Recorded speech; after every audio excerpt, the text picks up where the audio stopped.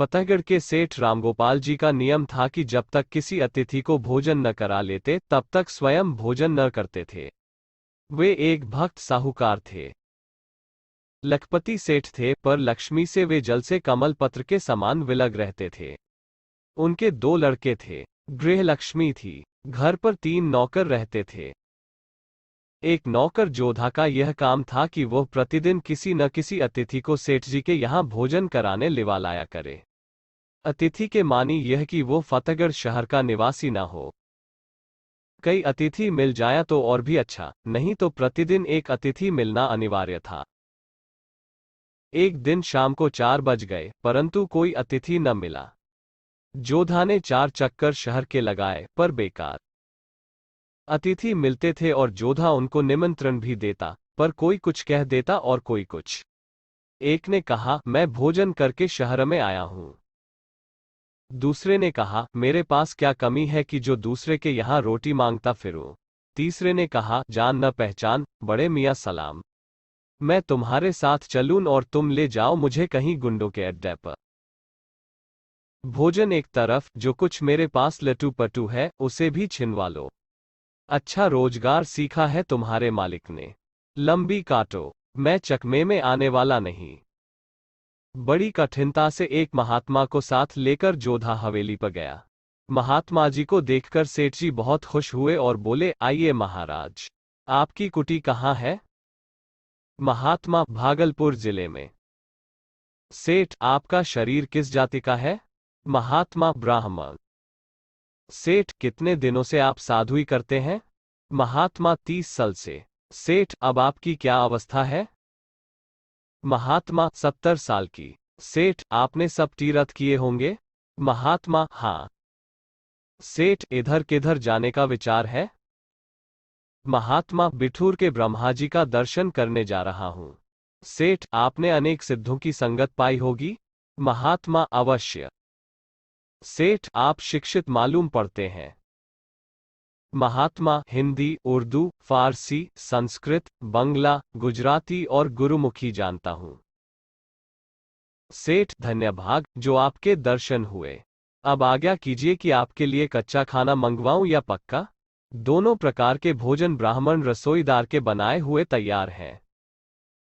महात्मा, पक्का भोजन ठीक। सेठ जी के आज्ञानुसार एक पत्तल में महात्मा जी को पक्का भोजन परोसा गया। बिना भोग लगाए ही महात्मा जी भोजन करने लगे। सेठ, आपने भोग नहीं लगाया? महात्मा, कैसा? सेठ, आपने परमात्मा का नाम ही नहीं लिया। हिंदुओं में कायदा है कि भोजन करते समय भगवान को अर्पण करके भोजन करते हैं। मुसलमानों में कायदा है कि खाना खाते समय बिस्मिल्लाह कहते हैं। महात्मा, यह सब ढोंग है। सेठ, क्या आप परमात्मा को नहीं मानते हैं? महात्मा, कहाँ है परमात्मा? दिखलाओ। सेठ, तो आप नास्तिक हैं? महात्मा, जी हां। सेठ झल्लाकर, नास्तिकों मैं भोजन नहीं दे सकता। राम राम, आज महापाप हो गया। आप पंडित नहीं, मूर्ख हैं। आप महात्मा नहीं, बदमाश हैं। आपका तीर्थगमन बेकार है। आपका सत्संग व्यर्थ है। आप पापी हैं, निशाचर हैं। इतना कहकर सेठ जी ने जोधा को बुलाया। जब वो आया तो कड़क कर बोले, क्यों रे, तुझे यही पाखंडी मिला था जो ईश्वर को नहीं मानता? मैं इसकी सूरत नहीं देखना चाहता। इस महापापी राक्षस की पत्तल उठाकर बाहर कुत्तों को फेंक दे और इसे गर्दन पकड़कर अभी मेरे मकान से निकाल दे। जोधा ने बाबाजी पर धावा बोल दिया। उनकी पत्तल फेंक दी। बेचारे आधी ही पूरी खा पाए थे। कान पकड़कर उस नास्तिक बाबा को घर से बाहर ढकेल दिया गया। सेठ जी ने जोधा को फिर भेजा कि किसी आस्तिक अतिथि को ले आए। बेचारा फिर भागा। 1 घंटे बाद जोधा लौटा। साथ थे एक बाबाजी। वे रामनामी कपड़ा ओढ़े थे। गले में तुलसी माला लटक रही थी। मस्तक पर तिलक था। सेठ ने कहा, यह अतिथि ठीक है? पूछने पर बाबाजी ने कच्चा भोजन मांगा। पतलें परोसी गईं। बाबाजी ने भोग लगाया। कहा, धन्य भगवान, जय हो गोपाल जी की। परमात्मा, आप बड़े दयालु हो। सेठ जी की जय हो। बाल बच्चे हरे भरे रहें। महिमा महाप्रसाद की पावो भोग लगा। जय सीताराम की, लक्ष्मी नारायण की जय, गुरु जी की जय, संत सती की जय, दातों की जय, जगत गुरु दत्त की जय। भोग लगाकर बाबाजी भोजन करने लगे। सेठ जी ने कहा, इसी तरह भोग लगाया जाता है, इसी तरह के बाबाजी ठीक होते हैं। वह मनमुखा नास्तिक बड़ा पाजी था। पक्का भोजन चाहिए और ईश्वर का नाम लेते छाती फटती थी। जिसने इतना अच्छा भोजन दिया उस प्रभु को धन्यवाद तक नहीं। साधु काहे का, सवादू था। भोजन करके जब बाबाजी चलने लगे तब सेठ जी ने 1 रुपया नजर दिया। बाबाजी आशीर्वाद की वर्षा करके चले गए। इसके बाद सेठ जी ने भोजन किया। रात को सेठ जी ने रामायण तथा गीता का पाठ किया और विनय पत्रिका के पद गाए। सब लोगों ने मिलकर संकीर्तन किया। सेठानी और बच्चे भी उस कीर्तन में शामिल हुए। यह रोज को नियम था। इसके बाद ठाकुर जी की आरती हुई।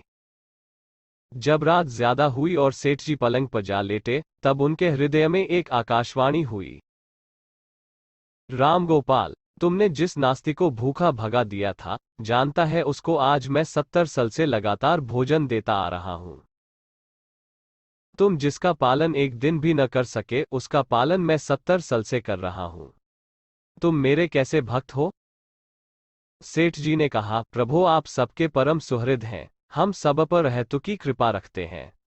मेरी गलती क्षमा कीजिए। वास्तव में मुझसे भूल हुई। नास्तिक और आस्तिक दोनों का पालन आप करते हैं। इसी को कहते हैं अहेतु की कृपा। आप सब पर निस्वार्थ तथा हार्दिक स्नेह रखते हैं। बाप अपने नालायक लड़के को भी रोटी देता है।